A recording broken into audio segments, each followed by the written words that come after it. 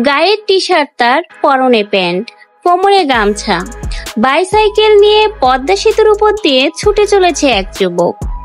তার পেছনে গাড়িতে হুইসেল বাজিয়ে ছুটে চলছেন নিরাপত্তা কর্মীরা। ঠিক এমনই একটা দৃশ্যের দেখা মিলেছে পদ্মা সেতুতে।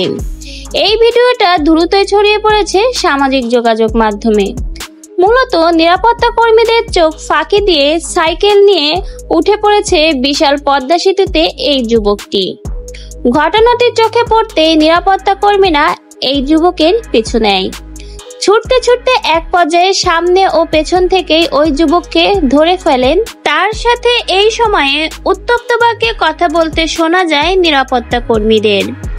এই যুবককে আটকে রাখার পর তার নাম ঠিকানা জানতে চায় সিকিউরিটি গার্ডরা।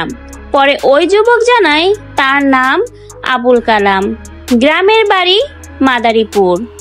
যখন তাকে জিজ্ঞাসাবাদ করা হয় তখন তিনি নিশ্চিন্তে বসে দাড়ি কামাচ্ছিলেন। ভিডিওতে এক নিরাপত্তা কর্মীকে বলতে শোনা যায় তাদের মধ্যে একজনকে আঘাত করেছেন কেন এই যুবক, কেন তাকে আঘাত করা হয়েছে, আর কেনই বা বাইসাইকেল নিয়ে সেতুতে উঠেছে, এই বিষয়ে জানতে চাওয়া হয় এই যুবকের কাছে। এর পাশাপাশি এ সময়ে আটক যুবককে আরো বিভিন্ন ধরনের প্রশ্ন করা হয়, কিন্তু কোনো প্রশ্নের উত্তর দেয়নি তিনি। তবে ভিডিওটা যারা যারা দেখেছে তাদের মধ্যে অনেকেই বলেছে এই যুবকটা হয়তো মানসিকভাবে সুস্থ নয়, এই জন্যই এমন একটা কাণ্ড ঘটিয়ে ফেলেছে।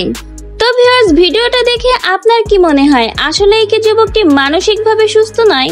অবশ্যই আপনার মূল্যবান মন্তব্য কমেন্টে জানিয়ে যাবেন। ভিডিওটি বেশি বেশি করে শেয়ার করে দিবেন এবং আপনি যদি আমার চ্যানেলে আজকেই নতুন হয়ে থাকেন অবশ্যই চ্যানেলটিকে সাবস্ক্রাইব করে পাশে থেকে যাবেন।